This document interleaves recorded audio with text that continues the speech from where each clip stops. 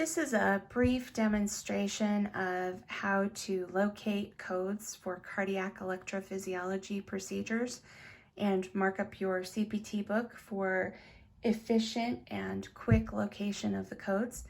For this demonstration, I'll be using the AMA's 2020 CPT Professional Edition.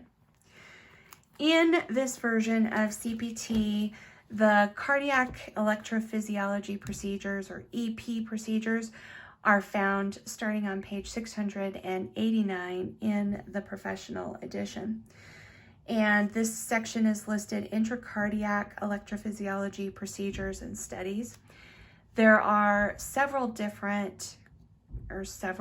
of guidelines at the beginning of this section of codes that you should become familiar with. I highlighted just a couple. It gives you definitions of arrhythmia induction, mapping, and ablation, and that can help you in knowing what is happening during these procedures so that you can assign the codes. There are a couple of different sections within these codes that we want to look at. The first section, and before I really get into that, let's just back up and say that they did revamp these codes. I think it was 2013 possibly. And before that, we had kind of two sets of codes. We had a set of comprehensive EP procedure codes, and then we had a set of the individual components. And when they revamped them, they bundled more things into the comprehensive procedures, but they did not take away a lot of the individual component codes. And because of that, we're left with a lot of codes that you're probably, in most cases, not going to be using.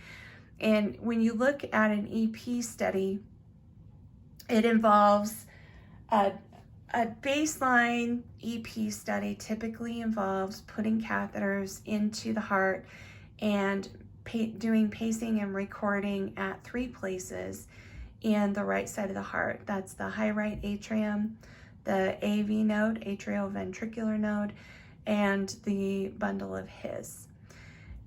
When they do all of those components, you're going to go to a comprehensive code.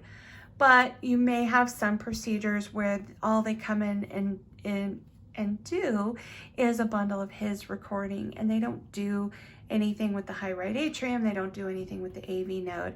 And that's when you would see some of these individual codes being used, the 93600, 93602, and 93603. There are a couple of add-on procedures here that do get coded a lot in addition to our comprehensive procedures. It's 93609 and 93613. Those are the mapping codes. Those get coded in addition to your procedure. It's usually a comprehensive procedure. And the difference between these two codes is between 2-dimensional, so we'll just write that in, and 3-dimensional. Most mapping is done 3D at this point. However, the physician needs to document the use of 3D mapping in order to be able to use code 93613. So keep an eye out for that. The next group of codes we'll talk about are the comprehensive procedure codes without ablation. So there are 2 different codes here, 93619 and 93620. Both of these codes are for comprehensive studies, EP studies, without arrhythmia ablation. The difference between the 2 codes is that 93619, there is no induction or attempted induction of the arrhythmia. And with 93620, there is attempted or induction or actual induction of the arrhythmia.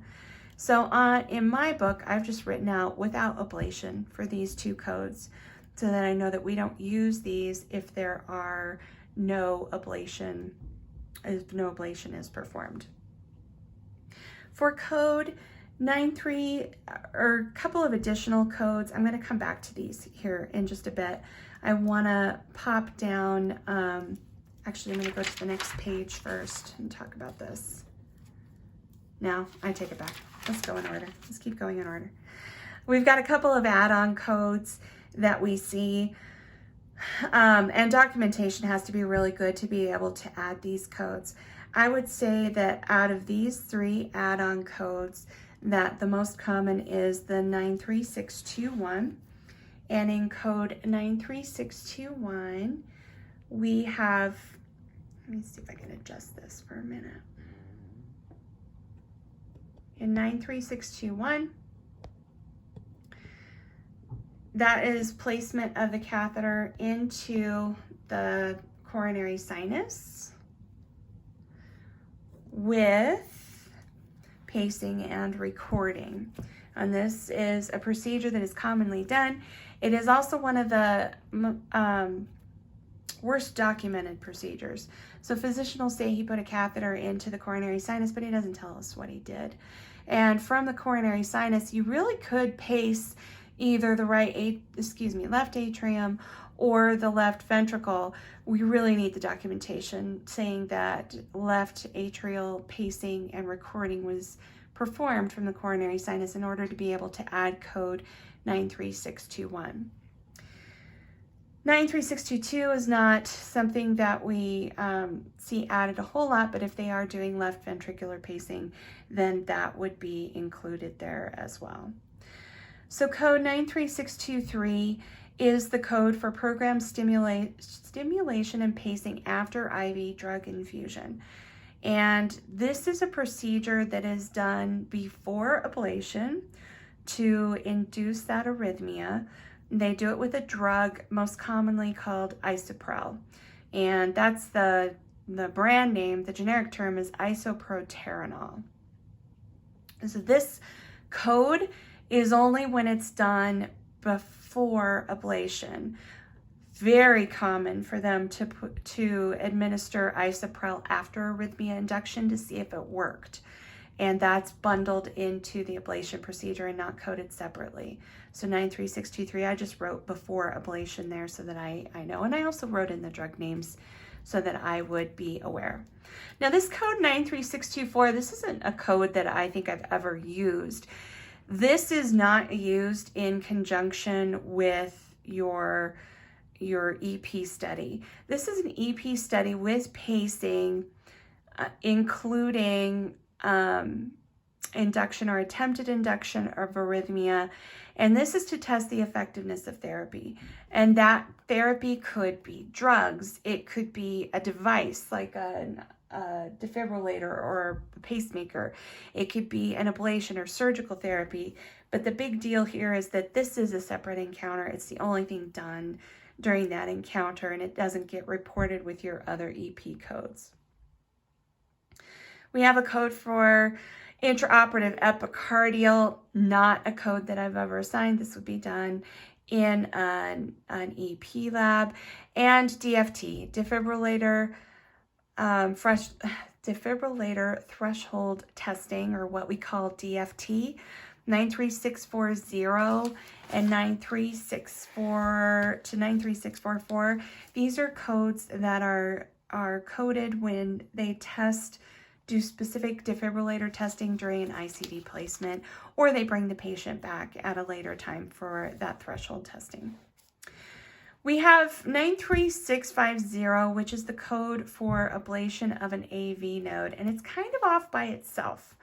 Our other ablation codes are more comprehensive procedures, and I can see I'm getting kind of a glare. Let's see if I can take care of that glare. There we go. So 93650 is the code that we use for ablation of the atrioventricular node, and the AV node is when they ablate the AV node, you will basically remove the ability of the heart to transmit impulses to the ventricles. And so the next thing that happens after this procedure is placement of a pacemaker.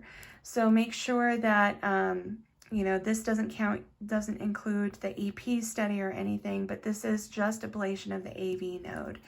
Your other ablation codes, we've got 93653 to 93655 or 57, excuse me. And all of these include a baseline study, so placement of catheters in the high right atrium, the AV node, and the bundle of His with pacing and recording of all of those places.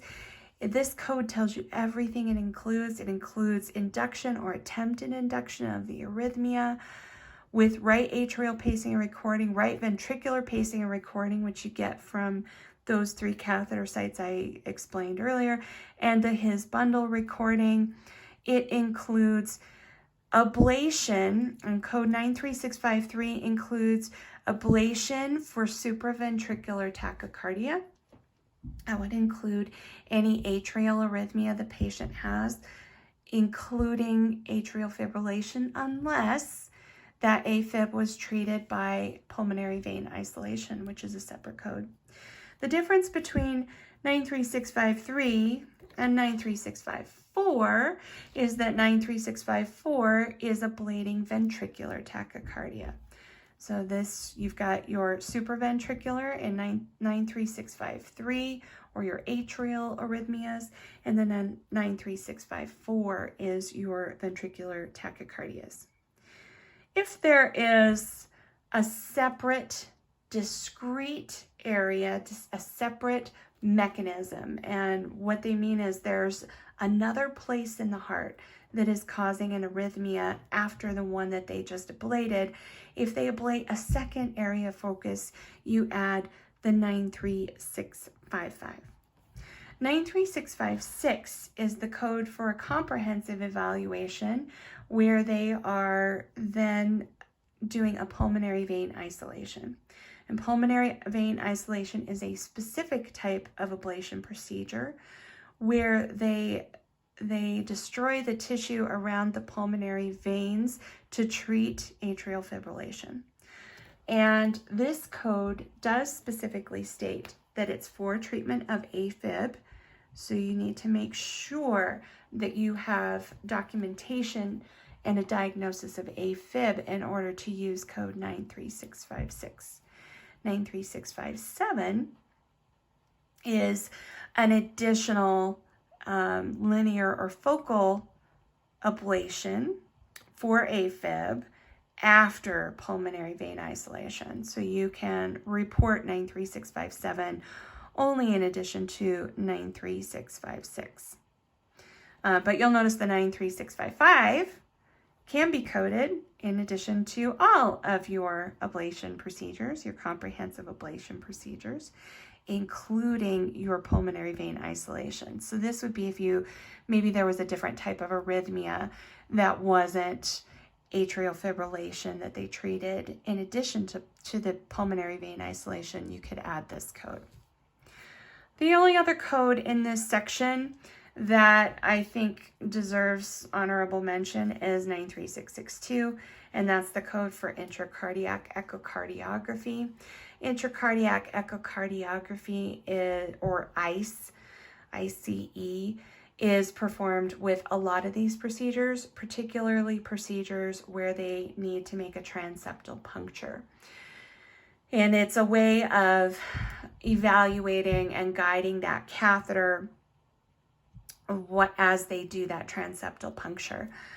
And some of your comprehensive codes, you can code a transeptal puncture separately, and the code for that is 936. No, it's not. 935, 934, 935. 93462 back in the cardiac cath section. So you can code a transeptal puncture with any of your EP codes as long as there's not a note underneath that code telling you can't. And there happens to be a note under your code for PVI, pulmonary vein isolation, telling you that we cannot code the transeptal puncture. It's considered integral because they almost always do a transeptal puncture with this so that they can get into both sides of the heart, both atria, so that they can do that ablation around the origin of each pulmonary vein. So that is a quick introduction to the EP section of CPT, and I hope that helps you find your codes better.